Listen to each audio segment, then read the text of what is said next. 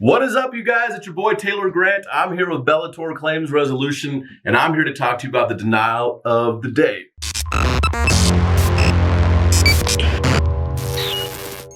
Today's comes to us from Gabriel of Denver, Colorado. Delay upon delay, no speaking, no follow through, no explanation of the process.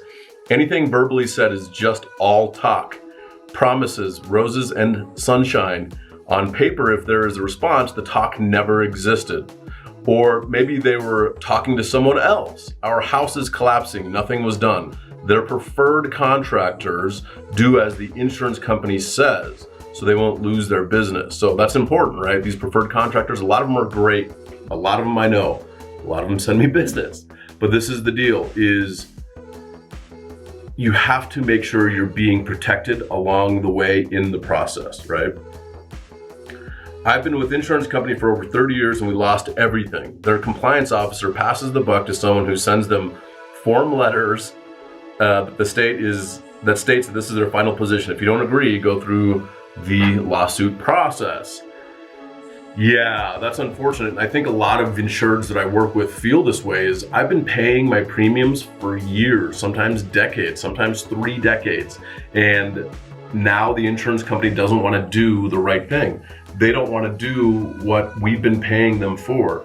And Gabriel actually brings up a really good point, being that if it's not in writing, it probably didn't happen, okay? And it may have happened, but to the insurance company, yeah. I mean, so get stuff in writing. If you have a phone call with them and they say, hey, we're going to do this, this, and this, recap that conversation in an email, maybe while you're on the phone with them or directly after, and say, hey, Mr. and Mrs. Adjuster, this is what we spoke about. You said you were going to do A, B, and C. Please make sure to do that as soon as possible. If I misunderstood anything, let me know, but I just wanted to recap our conversation on the phone this morning at 8:30 a.m. Some version of that where you actually put in writing or memorialize it, and they know that you know that they are supposed to be doing something.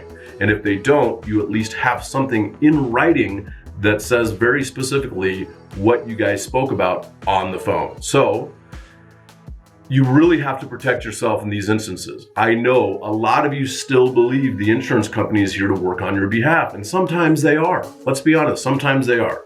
And it really is dependent on the adjuster.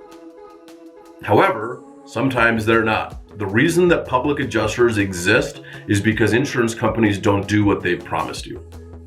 I'm going to say that one more time. The reason we exist as public insurance adjusters is because the insurance companies aren't doing what they promised you, the insured policyholder, that they would do. That's why our whole industry exists. If they don't like us and they want us to go away, simple. It's a very simple answer. Why don't you, insurance company, just do what you promised for the policyholder, and then we wouldn't even exist because nobody would need us. Interesting. So if they actually did the right thing, we wouldn't exist. What's happening here, right? So if you have a commercial, industrial, residential property insurance claim that you're struggling with in regards to getting the insurance company to do the right thing, contact us today, bellatorclaims.com.